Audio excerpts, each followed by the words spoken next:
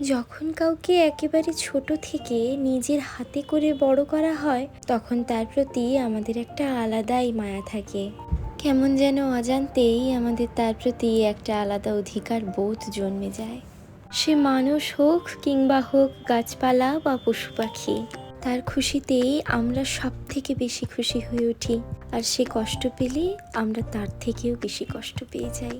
যখন তাকে আমরা একটু একটু করে বড় হতে দেখি, তখন শুধু সেটা তার বেড়ে ওঠা নয়, আমাদেরও সার্থকতা। চলো আজ তোমাদের আমার ঘরেরই একটা গল্প শোনাই। এই কিছুদিন আগে আমার হাজবেন্ড ধনে বীজ ছড়িয়েছিল চারা তৈরির জন্য। ঘরে বেশি জায়গা না থাকায় ওই 2 লিটারের থামস আপের বোতলে আর লঙ্কা গাছের তলায় ধনে বীজ ছড়িয়ে দিয়েছিল।